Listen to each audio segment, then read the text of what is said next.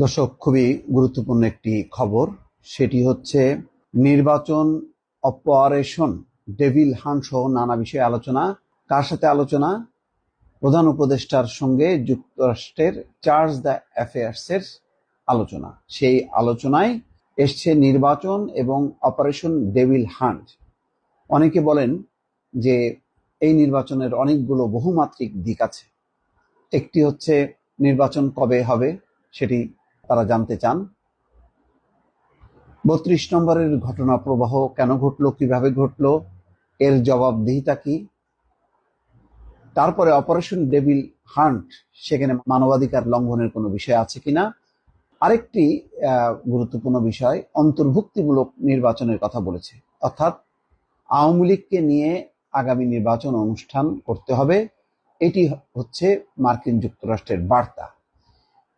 তাই যদি হয় তাহলে এটা নিঃসন্দেহে বলা যায় এই প্রথমবারের মতন ৬ মাসের মাথায় এসে মার্কিন যুক্তরাষ্ট্রের পক্ষ থেকে একটি সরাসরি চাপ। এছাড়াও আঞ্চলিক একটি বিষয় আছে। ১২ তারিখ এবং ১৩ তারিখ এই ২ দিন নরেন্দ্র মোদী মার্কিন যুক্তরাষ্ট্র সফর করবেন। সেই সফরে গুরুত্বপূর্ণ বৈঠক হচ্ছে ডোনাল্ড ট্রাম্পের সঙ্গে নরেন্দ্র মোদীর বৈঠক।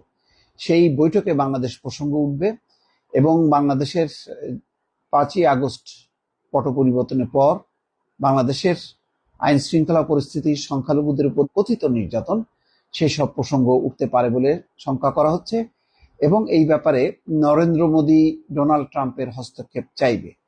পুরো বিষয়টি এই সম্পর্কে আগেভাগে মার্কিন যুক্তরাষ্ট্রের যে বাংলাদেশ হাইকমিশন, তাদের কাছ থেকে হয়তো একটি রিপোর্ট তারা জানতে চায় যে সরকারের মনোভাব কি, তারা এইসব পরিস্থিতিতে কি ভাবছে, কি বলছে, সেই বিষয়গুলো নিয়েই হয়তো আলোচনা হয়েছে।